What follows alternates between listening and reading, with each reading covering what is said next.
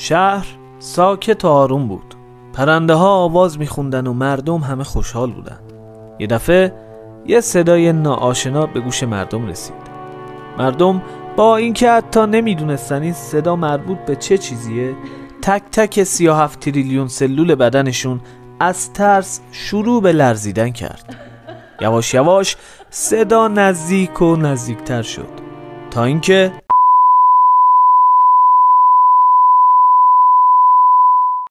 صبح روز بعد تیتر اخبار جهان خبر از یه جنایت جنگی رو میداد و اون قتل عام مردم شهر هیروشیما بود که با بمب اتم کشته شده بودن. همیشه به ما میگفتن که آمریکا مرتکب جنایت جنگی علیه ژاپن شده، ولی سوال من از شما اینه: چرا آمریکا به ژاپن حمله کرد؟ مگه طرف اصلی جنگ جهانی دوم آلمان نبود؟ امروز میخوام داستان واقعی ژاپن رو توی جنگ جهانی دوم براتون تعریف کنم. اون موقع خودتون تصمیم بگیرین آیا ژاپن حقش بود که تنبیه بشه یا نه. برای اینکه این موضوع رو بهتر درک کنید میخوایم با هم چند سالی بریم قبل از شروع جنگ جهانی دوم. فقط قبل از هر چیزی اگه تا الان این ویدیو رو لایک نکردین لطفاً این کار رو انجام بدین. ممنون. خب برگردیم به داستان. میدونین رویای فتح جهان ربطی به ملیت و رنگ پوست نداره. توی تاریخ خیلیا بودن که برای فتح جهان اقدام کردند و آرزوی رهبری تمام مردم دنیا رو داشتن.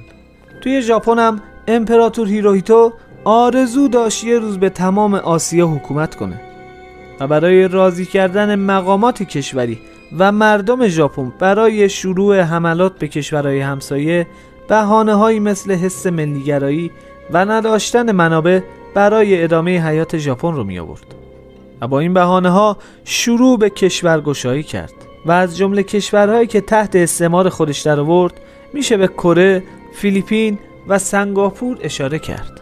چین به عنوان یکی از مهمترین کشورهای آسیا با منابع طبیعی فراوان در جهان شناخته میشه. به همین خاطر باعث شده بود کشورهای زیادی به اون چشم داشته باشن، مثل آمریکا، انگلیس و البته ژاپن.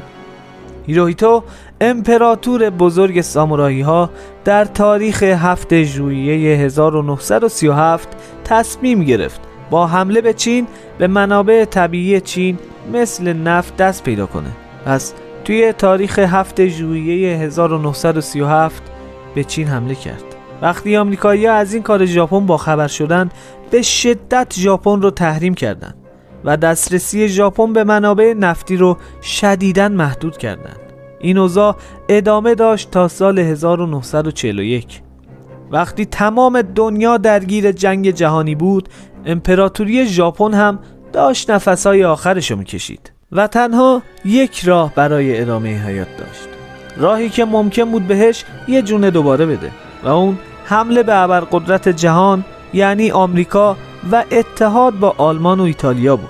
از سوی تاریخ 7 دسامبر 1941 ژاپن تصمیم به حمله به پرل هاربر پایگاه آمریکا رو گرفت. ساعت 7:05 صبح در حالی که همه جا ساکت و آروم بود 350 تا از جت‌های جنگنده ژاپن به سمت پایگاه آمریکا حرکت کردند. با حمله ژاپن به ناوگان دریایی آمریکا، آمریکایی‌ها به شدت شوکه شده بودند، چون اصلاً انتظار حمله ژاپن یا هر کشور دیگه‌ای رو نداشتن. ژاپن توی اون حمله تونست 2 تا ناوشکن آمریکایی رو غرق کنه و جون 2500 نفر رو بگیره.